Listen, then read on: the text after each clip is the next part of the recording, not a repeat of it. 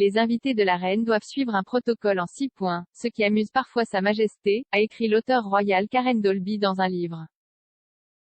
Dans les années pré-pandémiques, la reine accueillait plus de 50 000 personnes lors de diverses garden parties, déjeuners, dîners, banquets et réceptions au palais de Buckingham. Au milieu d'une série de problèmes de santé, Sa Majesté s'est retirée de ses fonctions royales ces dernières semaines. Elle a raté le service du dimanche du souvenir au cénotaphe et s'est également retirée du sommet COP26, parmi un certain nombre d'autres engagements prévus. Cependant, elle prévoit toujours d'accueillir toute la famille royale à Sandringham ce Noël. Elle organisera le grand rassemblement festif à la résidence de Norfolk après avoir assuré à sa famille qu'elle se sentait beaucoup mieux et qu'elle avait hâte de lancer les célébrations, a rapporté la semaine dernière le rédacteur en chef royal du Mirror, Russell Myers. Lors de la rencontre avec la reine, un certain protocole doit être suivi, même pour les membres de la famille.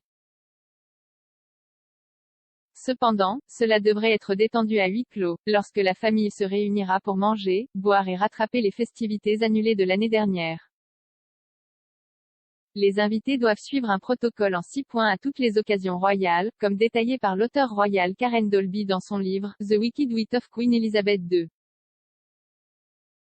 Le protocole, a écrit Madame Dolby, doit donner à Sa Majesté une bonne raison de s'amuser, du moins en privé. Le premier point, a déclaré Madame Dolby, est que tout le monde doit se lever lorsque la reine entre dans la pièce, car elle n'est jamais en repos. La règle s'appliquait même au prince Philippe, bien que Madame Dolby ait noté que la reine avait probablement assoupli la règle lorsqu'il était seul. La deuxième règle est que la reine doit d'abord être appelée « Votre Majesté » et ensuite « Madame ». Madame Dolby a expliqué que la prononciation devrait rimer avec « jambon », ne pas nuire, et que les invités doivent revenir à « Votre Majesté » lorsque la reine quitte la pièce. En vertu de la troisième règle, les femmes doivent faire la révérence tandis que les hommes peuvent s'incliner des épaules ou hocher la tête, à la fois lors de la rencontre et lors des adieux au monarque. Madame Dolby a déclaré, la reine elle-même serait très détendue à propos de la révérence, commentant que ce n'était pas nécessairement adapté au temps moderne. La dernière personne à qui elle a fait la révérence était son père, le roi George VI. La quatrième règle a été quelque peu écartée ces dernières années, à l'exception de quelques cérémonies, en raison des mesures d'hygiène et de sécurité. Auparavant, les invités devaient marcher à reculons lors du départ. Pour l'avant-dernière règle, lorsque le dîner est servi, aucun invité ne peut commencer à manger avant la reine, ni continuer une fois qu'elle a terminé. La règle finale est que Sa Majesté n'est pas censée être touchée. Madame Dolby a écrit, si elle offre une main, il est poli de la prendre, mais pour les touches les plus brèves plutôt que pour une poignée de main complète. Elle a poursuivi, suivez ces règles et votre rencontre avec la reine devrait se dérouler sans accroc. Mais même ceux qui sont les plus entraînés dans ce domaine peuvent toujours déraper. Malgré la compréhension générale que la reine ne doit pas être touchée, il y a eu des violations notables de cette règle.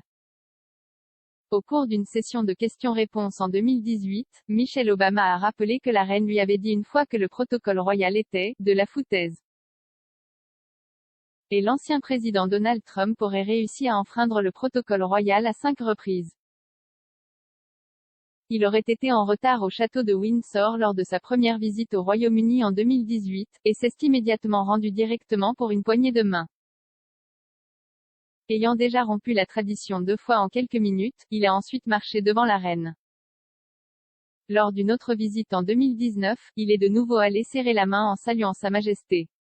Melania a également serré la main du monarque. Enfin, Trump a semblé toucher le dos de la reine alors qu'elle se levait de son siège au palais de Buckingham, lors d'une visite qui coïncidait avec le 75e anniversaire du débarquement du jour J.